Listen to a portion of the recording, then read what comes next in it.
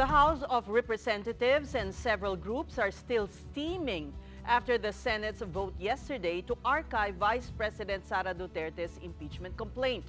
They ask why the rush to kill and bury the ouster move. But senators are adamant they did the right thing and the legal move. Mobile journalist Mary Mon Reyes with tonight's big story. While senators were voting to archive the impeachment complaint, members of Tindig Pilipinas and Akbayan could not have made their dismay any clearer. A thumbs-down gesture that caused them to be escorted out of the session hall gallery. Pro-impeachment personalities found senators' move disappointing and disturbing. At hindi na naman nga po ako nakatulog. Ang hindi po namin maintindihan kung bakit pinilit nilang may archive. Bakit sila nagmamadali? Nakakahiya itong ginawa ng Senado. Napatunayan nila na indeed sila nga ay Duterte Senate. House Speaker Martin Romualdez shares the disappointment. He said to archive Duterte's impeachment is, in effect, to bury the case altogether, despite the earlier ruling of the Supreme Court to block it not being final yet. Romualdez believes the High Tribunal found the House's motion for reconsideration serious enough to require respondents that include the VP to reply. Romualdez insisted other lawmakers had more colorful words. To make patol is human, to deadma is divine. So, deadma na lang kami. Such as a perceived jab at Senator Amy Marcos, who took a swipe at the House Speaker as she was explaining her yes vote to archiving the impeachment.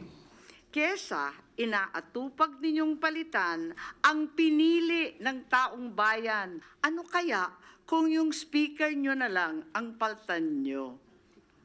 Kaya nyo yan. On the day after the Senate vote, the president's sister and cousin to the speaker clarified this was just a suggestion. Kasi yun naman talaga ang ugat ng lahat na ito.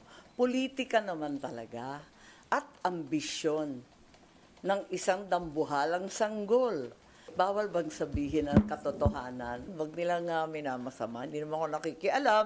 Hindi nga kami sumasagot kapag iniinsulto kami ng bonggang-bongga. Amy likewise claimed some congressmen are no longer happy with their current leader. Nung araw ng SONA, maraming nag-aabang.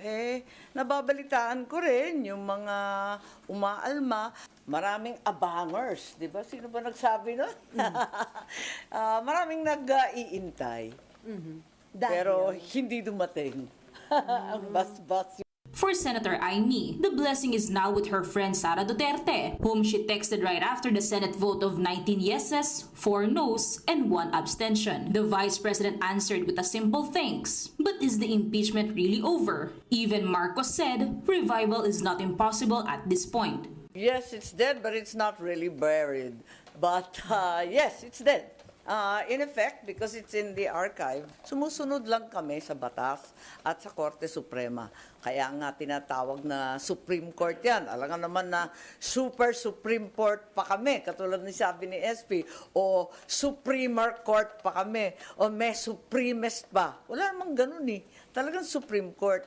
So ang kaibahan naman nung motion na pinasa natin ngayon na in-archive na siya, na sinunod yung Supreme Court decision, pinatay na siya.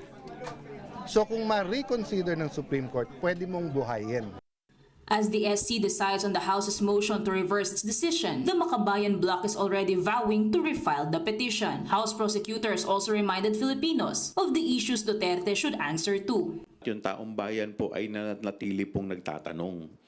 At tinatanong po ng taong bayan kung nasaan po napunta yung mahigit kalahating bilyong piso na nawawala po. Tinatanong rin po ng taong bayan kung nasaan at kung sino si Mary Grace Piatos. So, ito po, hindi po ito mariresolba sa pamamagitan po ng pag-atake sa aming House Speaker dahil ang issue po dito ay accountability.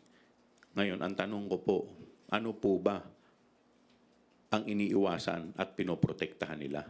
Mobile journalist Mary Mon Reyes, we are One News.